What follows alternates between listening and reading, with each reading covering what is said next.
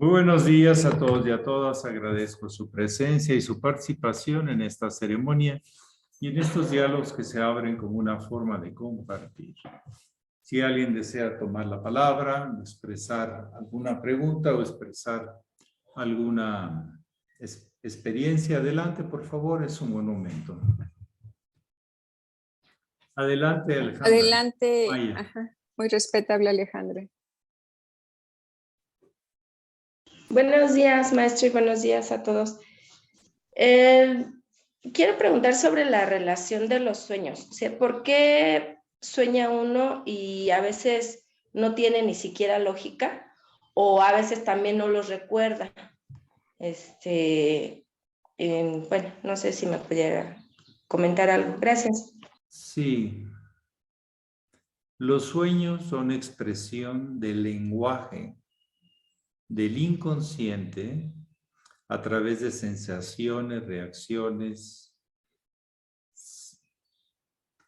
fisiológicas, sudor, tensión, relajación, gusto, disgustos, etcétera, amenazantes o protectores, etcétera, etcétera. Eso es el inconsciente. Y el lenguaje del subconsciente, que se alían en los sueños los dos, el inconsciente y el subconsciente, añade personajes, vínculos, relaciones, hace la escenografía. Los otros son impulsos de protección o de rechazo, de alguna manera, de miedos o de confianzas. Generalmente, la mayoría de los sueños tienen que ver con angustia, con temores, con impotencia, etcétera, etcétera. O sea, un tema que conflictúa al inconsciente y al subconsciente. Y por lo tanto, cuando el consciente, el agente funcional de la conciencia, está inhibido, está en sueño, está en sentido onírico, estamos relajados 7, 6, 8 horas al día, aparecen posiblemente estas comunicaciones, pero no hablan el mismo lenguaje el consciente y el inconsciente y el subconsciente. Cada uno tiene sus propias condiciones. En los sueños, por ejemplo, aspecto del consciente, no podemos elegir. Son relaciones, etc. Decía Freud que entre más reprimido, usaba esa palabra represión, contenido, negación, aislamiento, etcétera, de una experiencia traumática que lesiona el ego en el sentido de que lesiona la posibilidad de sobrevivir o estar sano, sino más bien estar dolorido, enfermo, corriendo, angustiado. La conexión entre el lenguaje del subconsciente en particular y el consciente no va a coincidir. Entre más represión, negación, racionalización, falta de asimilación que tengamos, menos va a coincidir con los lenguajes del consciente. Ellos tienen su propia capacidad inteligente, pero nosotros no sabemos porque no hablan palabras en castellano, en sentido así, sino tal como se registró, hace asociaciones libres, y entre más angustia y más problema, más confusión habrá. Precisamente por eso, el inconsciente y el subconsciente tratan de hacer un llamado al consciente que les venga a ayudar porque no pueden resolver algo confuso, algo ininteligible para ellos. Pero hay muchos tipos de sueño. O sea, hay sueños de muchos tipos. La mayoría, vuelvo a repetir, tienen que ver con temores, con conflictos, etc. Entonces, no podemos traducir literalmente qué significa. Pero yo fui descubriendo al estudiar las teorías de los sueños en Oriente y en Occidente que obedecen a un sistema muy claro, el inconsciente y el subconsciente. Es un sistema yin-yang. Es un sistema femenino-masculino. Si la persona asciende escaleras, lo que quiere decir es que es un tema masculino. Significa. Y si desciende las escaleras y va hacia abajo, tiene que ver con un tema femenino. Si devora, traga, absorbe, es femenino.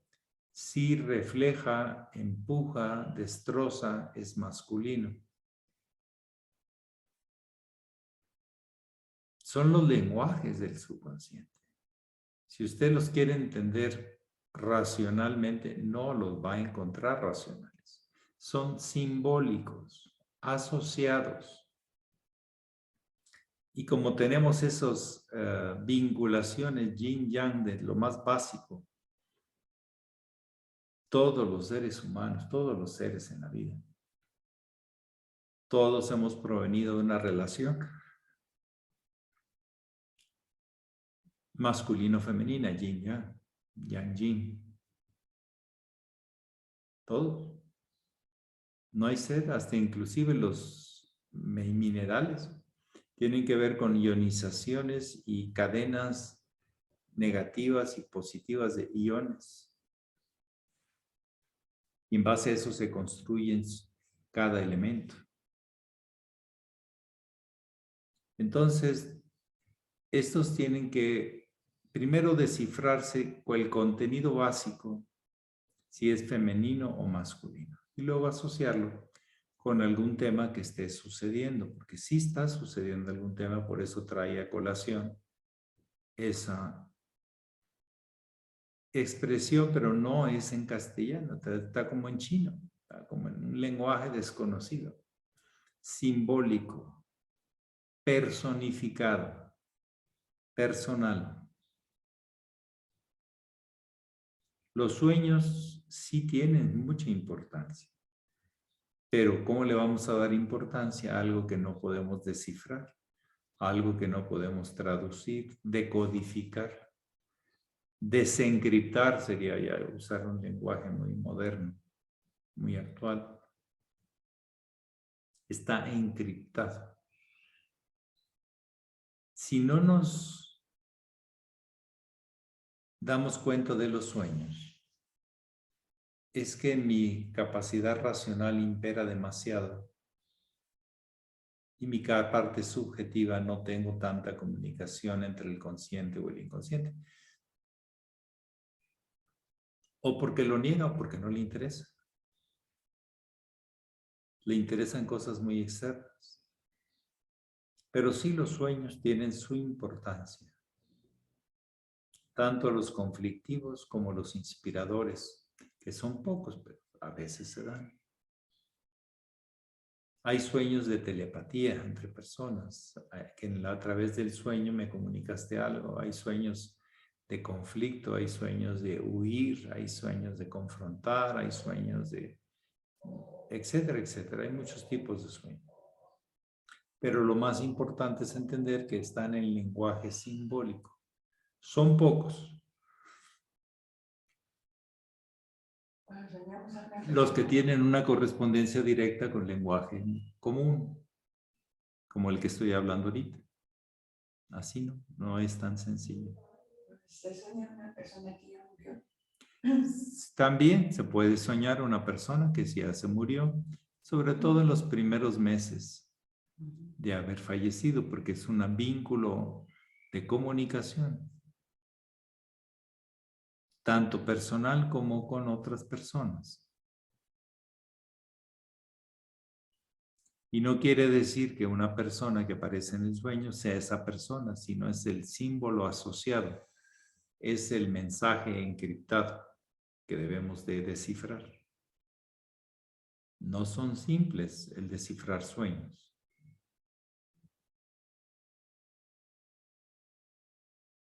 Se requiere cierto entrenamiento de no caer en el condicionamiento de darle a las personas y a los hechos un valor real, sino es simbólico, vuelvo a insistir. Y eso a veces no es fácil si no tiene uno cierto entrenamiento. Es lo que podría comentar esta mañana. Espero que no estén soñando ahorita. Dense un pellizquito. Sí, maestro, gracias. Es que me extraña porque yo casi, ahorita que dijo de lo racional, pues sí, porque yo casi nunca recuerdo los sueños. Me dicen, ¿y soñaste? Y yo, no, pues no me acuerdo.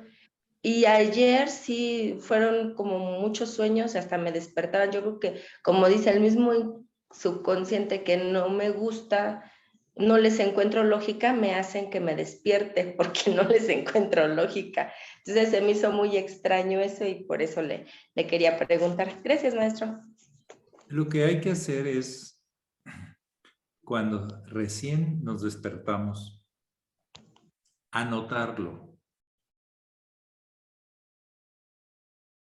o hablarlo para que pase al consciente, porque si no, a veces ya no nos acordamos de los detalles.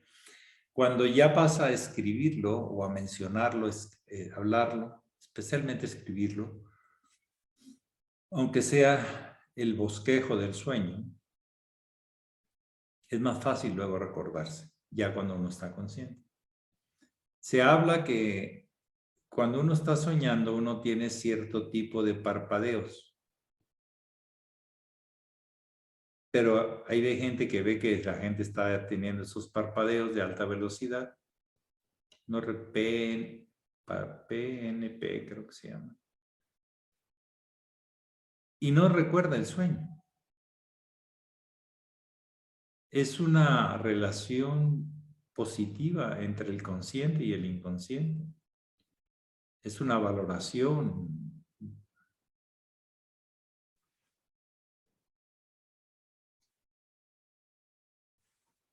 No llegar a decir, como decía don Calderón de la Barca, la vida es sueño, un sueño. Y los sueños son, sí, pero llevan mensajes ocultos, esotéricos, no exotéricos, no están abiertos a la racionalización, sino a la percepción interior, por eso se llaman esotéricos. Y hay gente que confunde las leyendas con las historias, que son diferentes. Los mitos con las leyendas son cosas diferentes. Son expresiones todos del sexto rayo, del rayo devocional, donde las presencias o expresiones divinas tienen forma, color, actitud, rostro, máscara, etcétera, etcétera. ¿Algo más esta mañanita?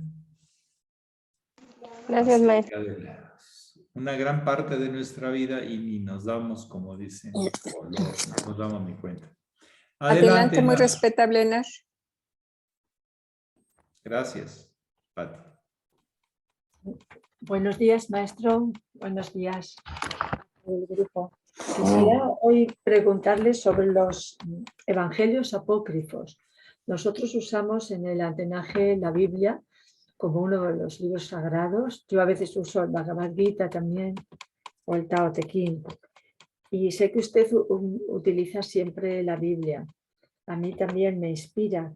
Entonces quisiera saber si esos evangelios que llaman apócrifos realmente son falsos o se eliminaron porque los canónicos tenían más cosas en común. Si hemos de estudiar también estos para llegar a comprender más un poco la línea crística a partir de la persona del Maestro Jesús. Gracias. Los evangelios apócrifos es algo muy amplio, son muchos.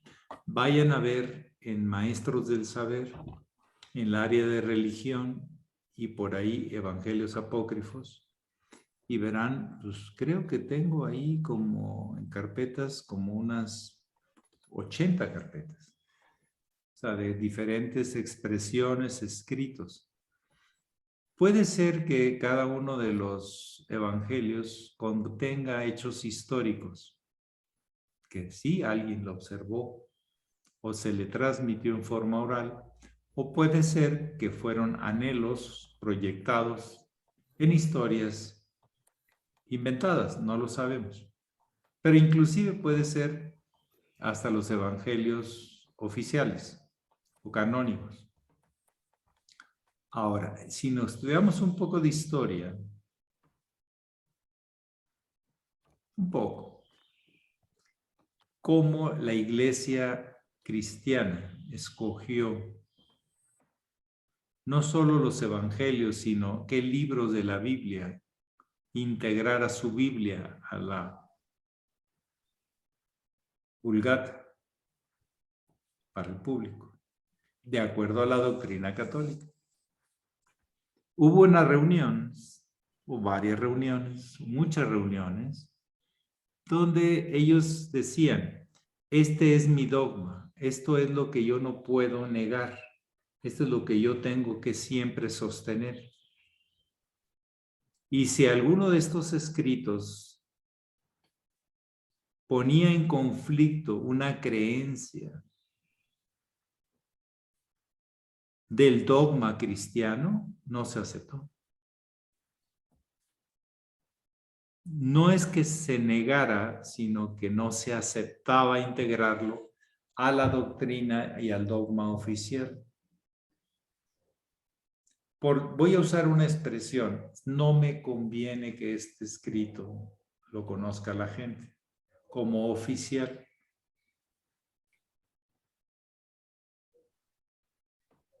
Por eso solo se escogieron los que conocemos como dentro de la Biblia cristiana. Quiero decir que en la misma Biblia, o sea, en el Antiguo Testamento, depende la religión de ese antiguo, de evangélica, cristiana, católica, etcétera, escogieron diferentes libros. Unos sí son comunes, la gran mayoría, pero creo que son 7 u 8 libros, no recuerdo ahorita los nombres, que unas tienen y otras no. La Iglesia Católica retiró unos libros que las protestantes sí tienen y que en el hebreo o en la Torah sí vienen. Y fue todo un show, toda una trama que duró años para elegir los mensajes oficiales de acuerdo a una sola doctrina. La Iglesia Católica se cuidó mucho de no tener ninguna resquebrajadura en sus dogmas, en su doctrina. Y tiene sus lenguajes, que por cierto a mí no me gustan, se me hacen demasiado elaborados, en la forma de repetir cómo debe interpretarse eso. Entonces es toda una historia cómo y cuáles y por qué se aceptaron unos y otros no. Hay evangelios de Pedro, de Magdalena, narraciones de la vida de pequeño de Jesús, de Bartolomé, de la Magdalena, tiene muchos, véanlos, ahí están.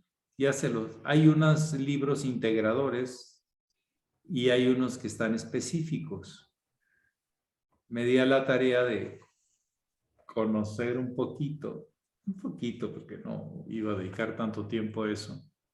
Pero sí, porque inclusive en la Iglesia Católica hay cosas que no vienen en los oficiales, en los 4 conocidos, ni en los Hechos de los Apóstoles, ni en las cartas posteriores, en lo que se conoce como las Nuevo Testamento Oficial, la Vulgata, que viene de Roma, aprobada por Roma bajo el dogma romano.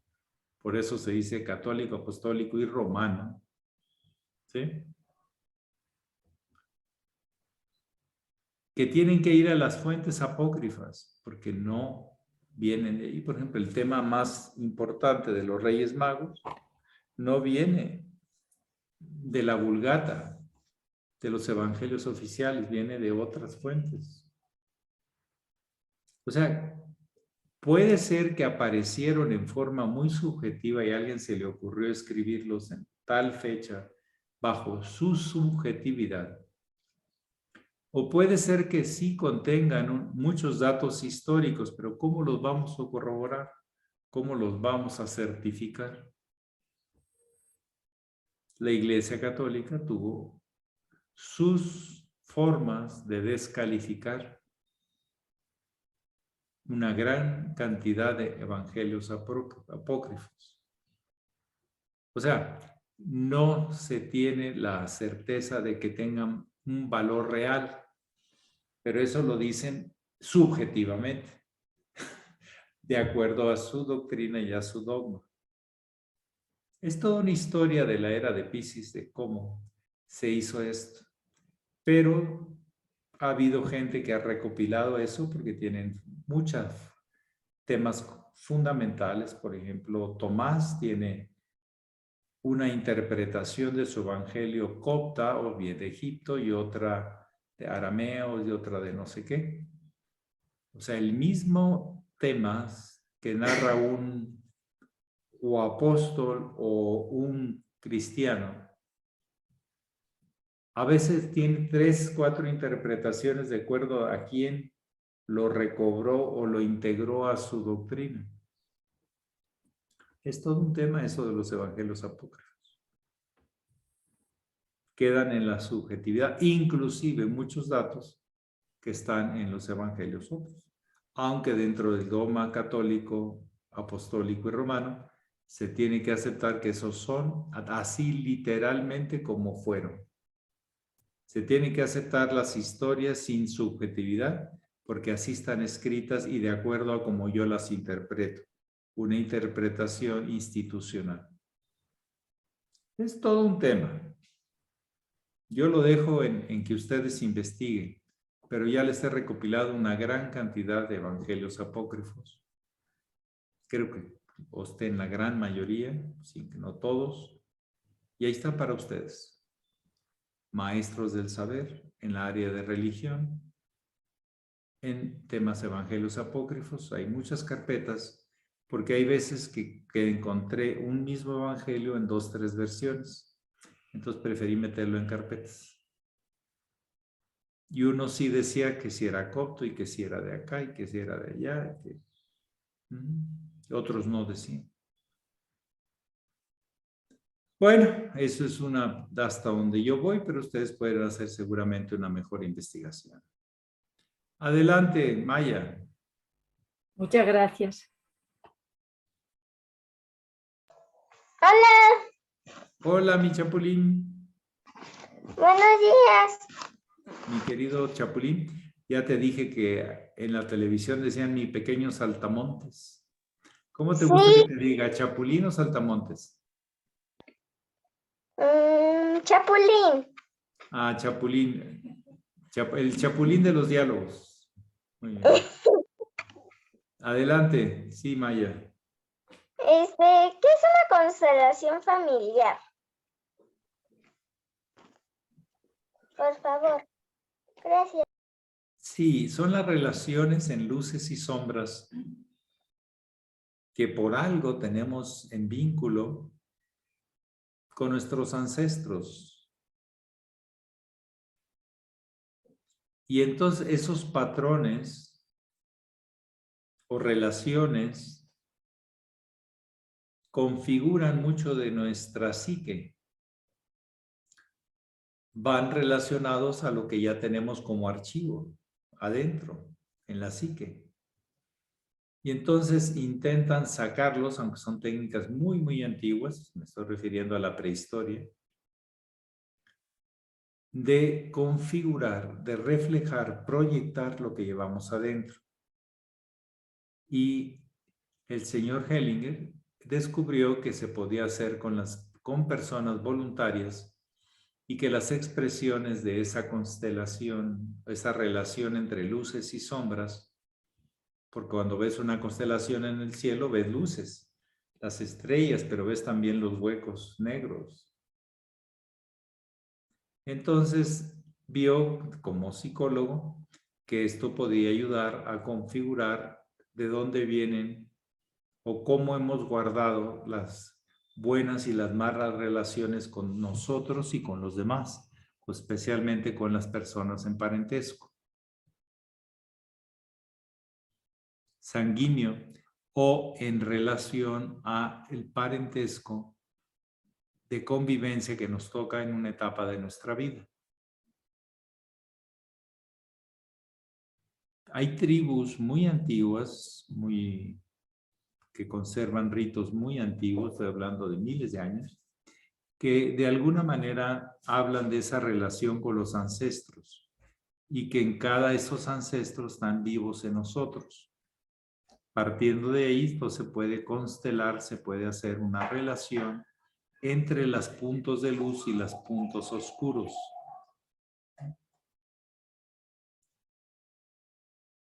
Eso es lo que puedo comentar. Las constelaciones en el cielo son relaciones entre un patrón de estrellas. Bueno, hay estrellas y áreas negras, las dos. Por eso se le llama constelación.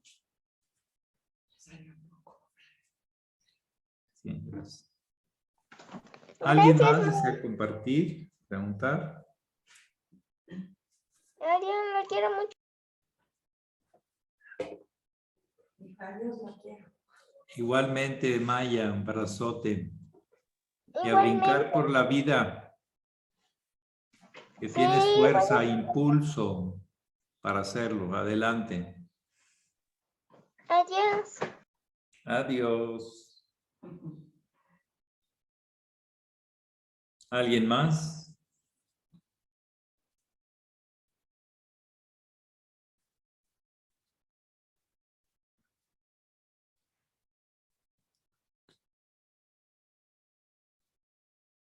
Bueno, sobre evangelios apócrifos, en el caso del catolicismo, se vio principalmente en un concilio, en el primero, en el año 300, pero también se fue revisando y ajustando en el tiempo en otros concilios, en otra reunión de las máximas jerarquías de la doctrina y el dogma católico.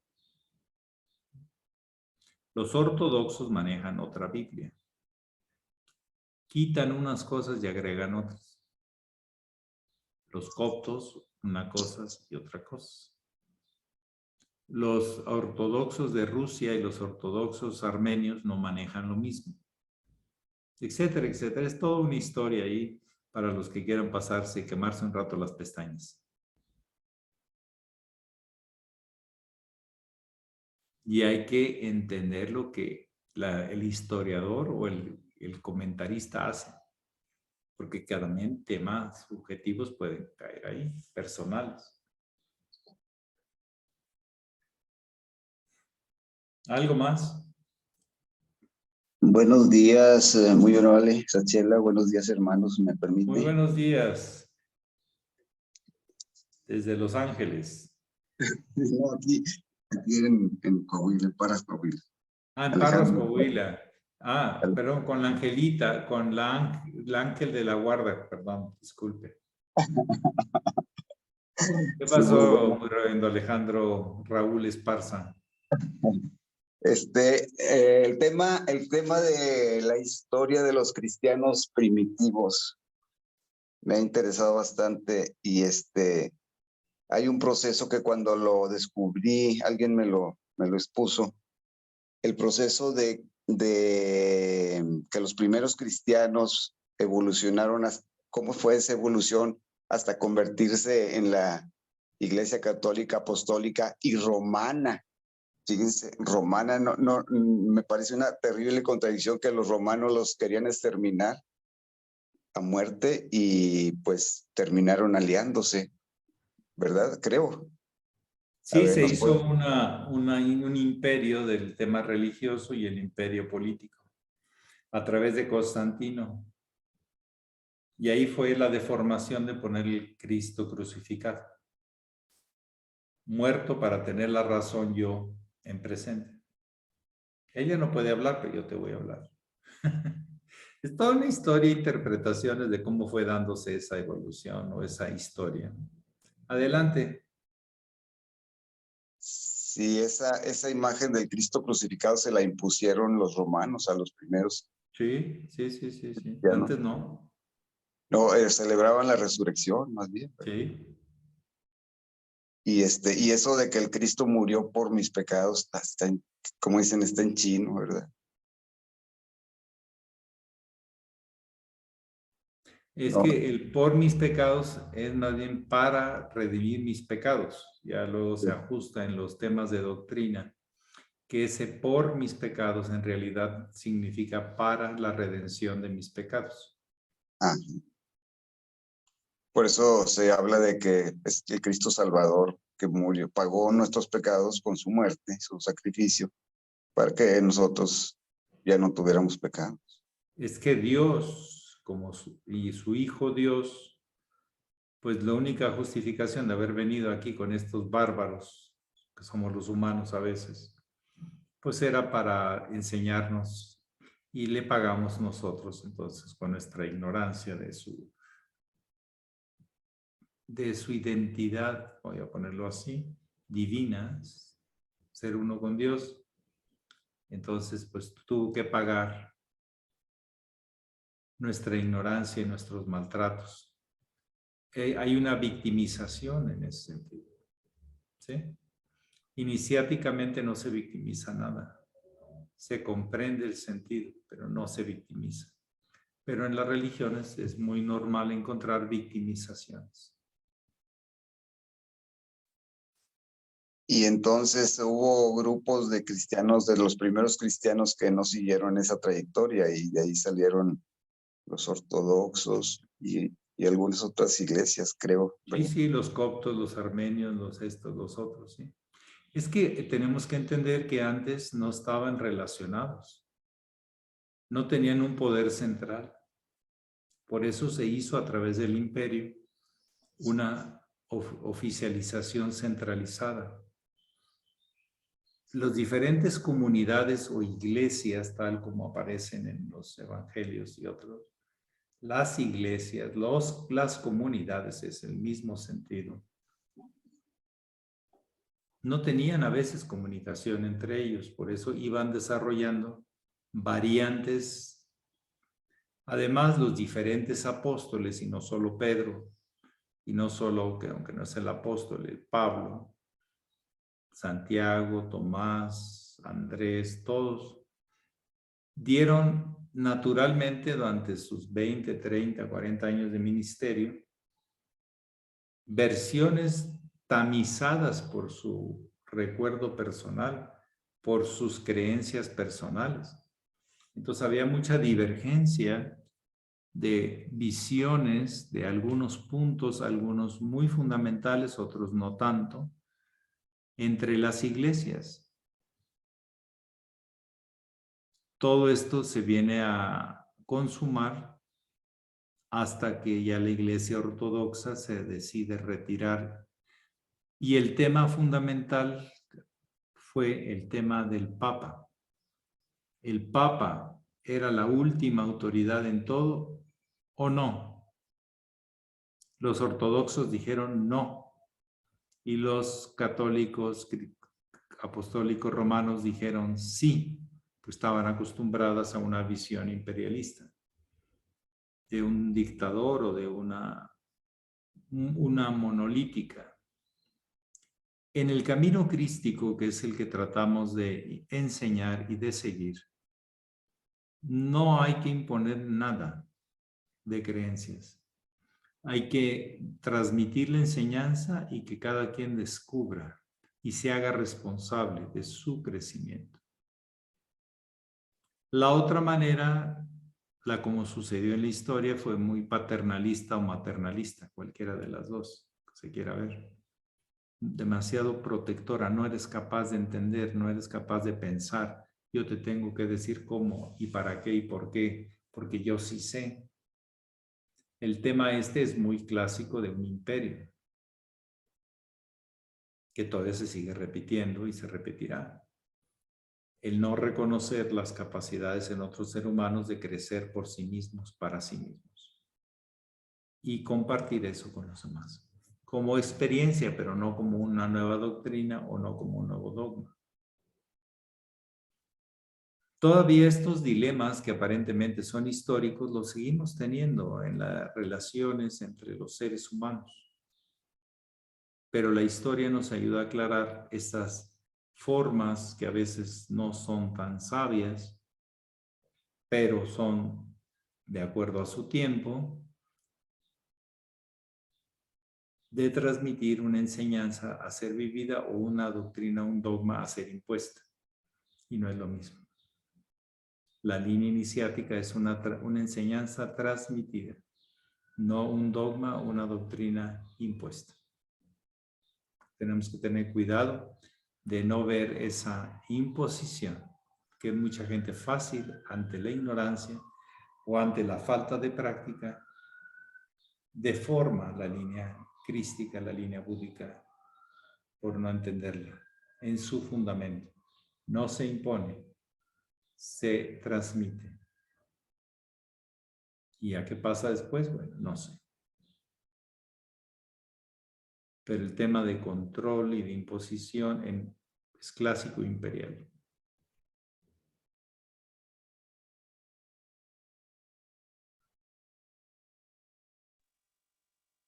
Interesante, muchas gracias, muy amable, Sachela. De nada, hay que seguir investigando.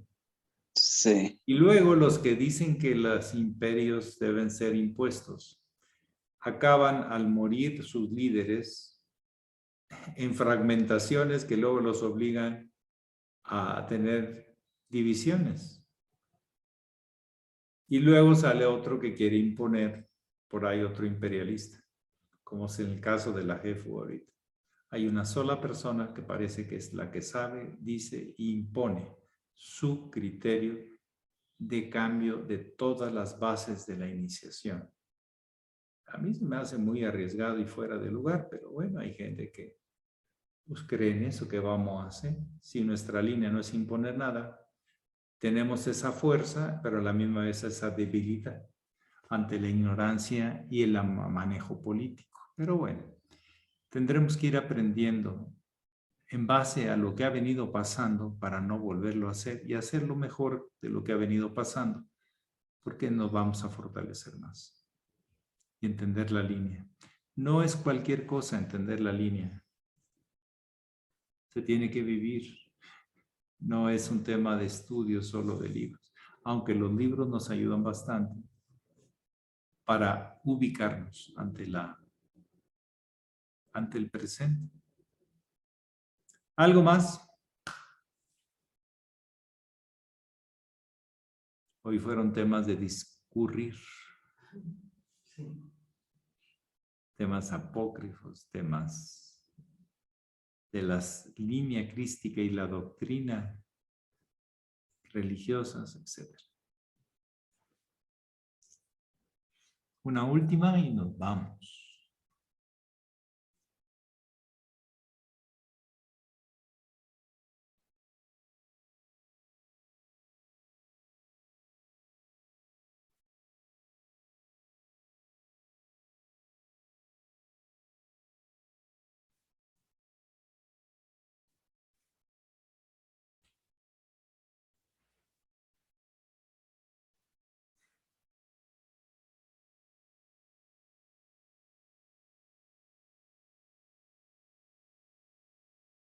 Bueno, pues yo les agradezco mucho su vínculo, su relación, su participación y les deseo que pasen este día miércoles como un día especial y diferente, lleno de realizaciones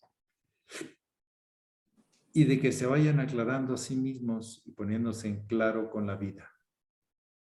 Que pasen muy buen día. Pax. Gracias, maestro. Buen día también para Gracias, ti. Pax. Muchas gracias. Buen día. Gracias, maestro. Hola, buenos días. Muchas Buen gracias. día.